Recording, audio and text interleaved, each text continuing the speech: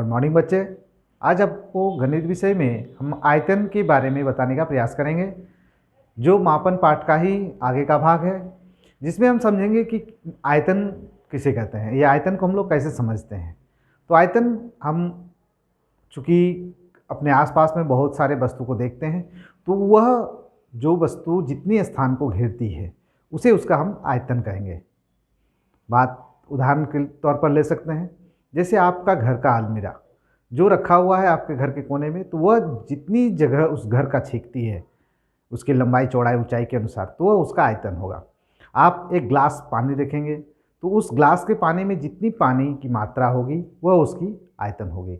आप एक बक्से देखेंगे, उस बक्से में जितनी लंबाई चौड़ाई आयतन के अनुसार वह जगह को घेरेगी उसे हम आयतन समझेंगे। तो आप अपने पाठ में देखेंगे कि आपके पाठ्यपुस्तक में बहुत सारे चित्र दिए हुए हैं, जिसमें आपके ढोल, ईंट, किताब, बक्से, तो इस चित्र से आप समझने का प्रयास करेंगे कि आयतन हम किसे कहेंगे। तो आयतन उस वस्तु का जो लंबाई चौड़ाई ऊंचाई होती है उसे हम लोग उसका आयतन कहेंगे।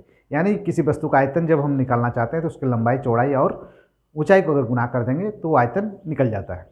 यह कभी समान भी रह सकता है, यानी लंबाई चौड़ाई और ऊंचाई समान है तो वो समान हिस्सा से गुना हो जाएगा, तो उसे हम लोग घन कहेंगे। जिस वस्तु के चारों ओर जो वस्तु की लंबाई चौड़ाई ऊंचाई समान रहेगी उसे घन कहेंगे, जिसकी लंबाई चौड़ाई या ऊंचाई में अंतर रहेगा उसे हम लोग घनाभ कहेंगे। तो आइए इस पाठ में हम लोग कुछ चित्र के बारे में देखते और समझने का प्रयास करते हैं। आइए देखते हैं। यहाँ पर कुछ चित्र दिए हुए हैं, जिसमें यहाँ सबसे पहले आपको एक ढोलक का चित्र है, उसके बाद आपको एक हारमोनियम का चित्र है, उसके बाद एक माचिस का डिब्बी के चित्र है। तो इन चित्रों में आप देखेंगे ध्यान दे करके, ये एक फुटबॉल का चित्र है। तो इन चित्रों में अगर आप ध्यान से देखें तो ये कुछ न कुछ जगह को घेरता है। इस जगह को घेरने के क्रम में आपको जो जगह है वह छेका हुआ नज़र आता है, यानी जितना जगह वह छेकता है वह उस वस्तु का आयतन कहलाएगा। तो इसमें आप अपना किसी वस्तु का नाप, लंबाई चौड़ाई नाप कर उस वस्तु का आयतन जो है आप ज्ञात कर सकते हैं। तो इसके लिए किस तरह का आयतन ज्ञात होगा इसे समझने का हम लोग प्रयास करते हैं। देखिए, आप घर में भी ये प्रयोग कर सकते हैं। आप एक ग्लास ले लीजिए और उस ग्लास में जो है आप पानी डाल दीजिए। पानी डालने के बाद आप कुछ उसमें कंकड़, पत्थर या कांच की गोली वगैरह डालने का प्रयास कर लीजिए, जिसमें से आपको लगे कि यह जो ग्लास है उसमें वो डाला जा सके। तो सबसे पहले हम देखेंगे कि पानी का जो स्तर रहता है वह, देखिए आप इस ग्लास में जो यहाँ तक आपको दिखाया गया है, इस ग्लास में पानी का जो स्तर है वो यहाँ तक आपको दिखाया गया है, लेकिन इसमें जो है ऊपर तक आ गया है। तो इस तरह हम लोग देखते हैं कि इस ग्लास में जो पत्थर डालते हैं या कुछ भी जो वस्तु डाला जाता है तो पानी का जो लेवल है वो ऊपर चढ़ जाता है।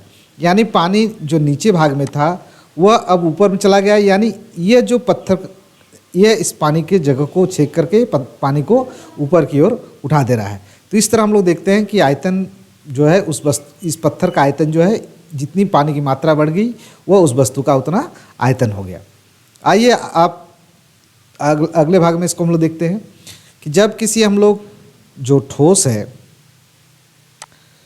उस ठोस के द्वारा घेरा गया कुल परिणाम का जो आयतन है वह आयतन कहलाता है। यानी एक ठोस द्वारा घेरे गए क्षेत्र के परिणाम या उसकी मात्रा को हम लोग ठोस का आयतन कहते हैं।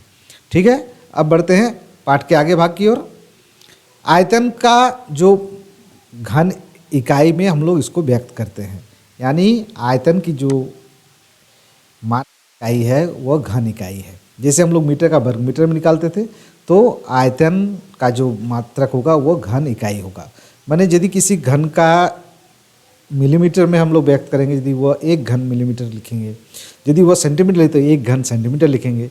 तो इस तरह से हम लोग इसको इकाई में मापेंगे। आइए बढ़ते हैं, कुछ चित्र की ओर समझने का प्रयास करते हैं।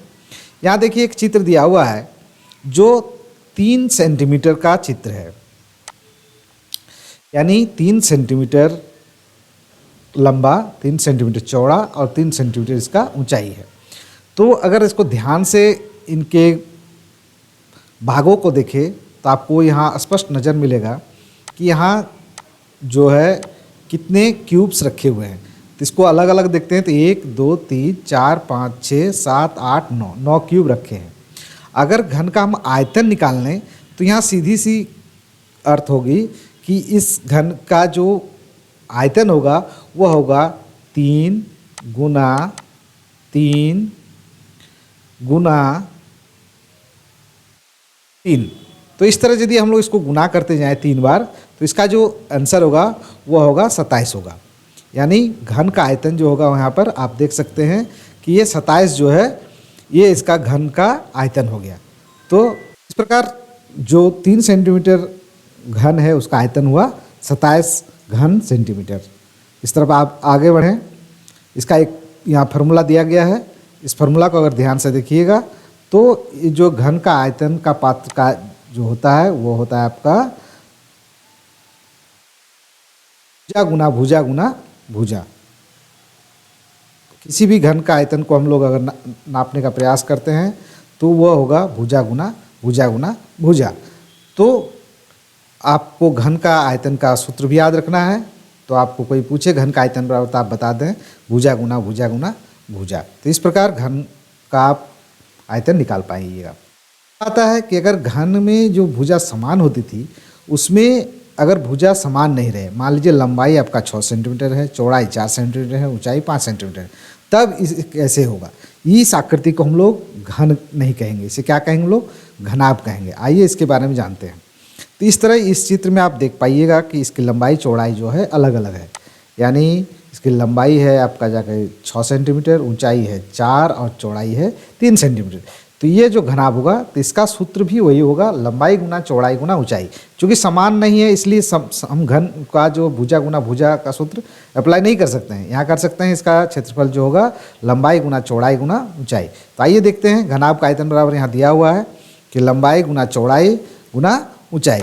तो इस तरह हम लोग इस सूत्र के माध्यम से इसको हम लोग जानना चाहेंगे कि घनाभ का आयतन जो है वह है लंबाई गुना चौड़ाई गुना ऊंचाई। तो इस पात्र का जो हम लोग का जो था 3 था 4 था 6 था, तो उसको 3 4 12, 12 को 6 से गुना करेंगे तो उसका क्या हो जाएगा 72 घन जो सेंटीमीटर उसका आयतन होगा। तो इस तरह घनाभ का भी आयतन आप आसानी से निकाल सकते हैं।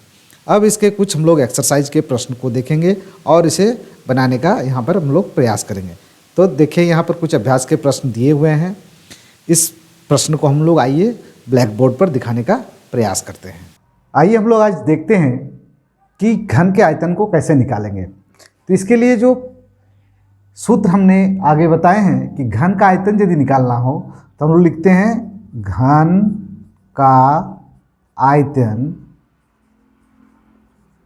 बराबर भुजा गुना भुजा। यानी ये 3 सेंटीमीटर की भुजा है तो उसे 3 बार लिखेंगे, 3 गुना 3। तो हम लोग पास कितना होगा 3 तिया 9 तिया 27। अब इसका इकाई क्या है सेंटीमीटर सेंटीमीटर सेंटीमीटर।